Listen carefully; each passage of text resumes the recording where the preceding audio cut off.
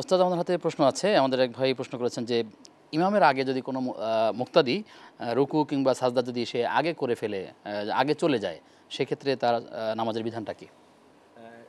প্রথমেই বলবো যে যখন ইমামের তত্ত্বাবধানে বা ইমামের নেতৃত্বে যখন নামাজ পড়ছি, ইমামকে পরিপূর্ণভাবে অনুসরণ করার চেষ্টা, কোনো অবস্থাতে যাতে ইমামের আগে রুকু বা সিজদা না হয় বা কোনো কর্মকাণ্ড না হয় সেটা চেষ্টা করা। তারপরে যদি এমন হয়ে যায় যে হঠাৎ করে হয়েই গেছে, যদি এমন হয় যে ইমাম সাহেব রুকুতে যেতে যাওয়ার আগে হঠাৎ করে চলে গেছেন, এরপরে শুনতে পেলেন যে ইমাম সাহেব এখন রুকুতে যাচ্ছেন বা ওনার তাকবীর তখন শুনতে পেলেন, যদি এই রোকনটা যেহেতু পেয়ে গেছে, নামাজটা আদায় হয়ে যাবে, কিন্তু এটাও বিল কারাহা, ইমামের অনুসরণ করার কথাই বলা হয়েছে।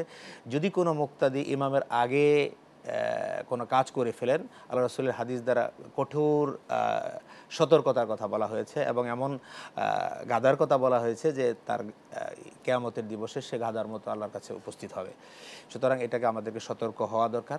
যদি এমনটি হয়েই যায় যে ওই রোকনের মধ্যে আছে, যদিও সে আগে চলে গেছে, নামাজ হয়ে যাবে, আল্লাহ রাব্বুল আলামিন কবুল করে নামাজ হয়ে যাবে আশা করছি ইনশাআল্লাহ। কিন্তু এটা অনুচিত এবং এটা বিল কারাহা, সতর্ক থাকা দরকার। কোনো অবস্থায় একটু পরে গেলে সমস্যা নাই, কিন্তু আগে যাওয়ার সুযোগটা খুব কম, সুযোগ নেই। জি।